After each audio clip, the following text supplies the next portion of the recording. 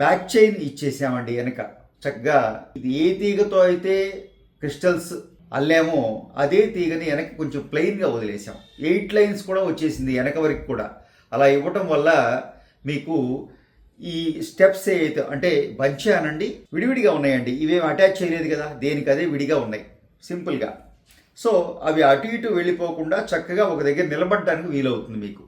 ఈ వెనక వరకు కూడా 8 లైన్స్ రన్ చేయటం వల్ల సింపుల్గా ఇది నేను బంచ్గానే చేశానండి, స్టెప్ కూడా కాదు. సో 8 లైన్స్ తీసుకున్నాను, చక్కగా బ్యాక్ సైడ్ హుక్ ఇచ్చేసాను. ఇది మీరు డైరెక్ట్గా ఇలా మెడలో పెట్టేసుకునే వీలుగా ఫ్యాన్సీగా ఎంత బ్యూటిఫుల్గా వచ్చిందండి. చక్కటి మంచి సన్నటి తీగ తీసుకున్నాం, అలాగే సన్నటి క్రిస్టల్ తీసుకున్నాం, బ్లాక్ క్రిస్టల్. దాంతో చక్కటి ఫ్యాన్సీ మోడల్ తయారైందండి.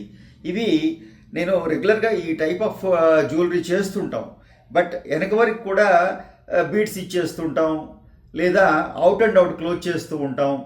ఇది ఎస్పెషలీ రండి, ఇది లెంగ్త్ గురించి చెప్పాల్సి వస్తే జస్ట్ ఒక 16 ఇంచులు, 14 నుంచి 16 ఇంచులు అంటే మీడియం లెంగ్త్ ఇక్కడికి వచ్చేలాగా. డ్రెస్ కానివ్వండి, శారీస్కి కానివ్వండి, దేనికైనా సూట్ అవుతుంది. చక్కగా మిడిల్ లెంగ్త్ చేసామని చెప్పాలి. మిడిల్ కన్నా ఇంకా పైనే డ్రెస్ లెంగ్త్.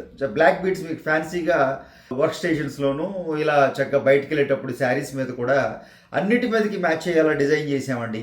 చాలా ఎక్స్ట్రాడినరీగా వచ్చింది, చాలా బ్యూటిఫుల్గా వచ్చింది.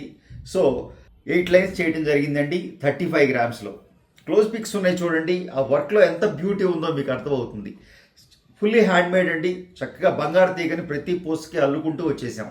దాంతో మంచి లుక్ వచ్చిందండి, బ్యూటిఫుల్గా ఉంది.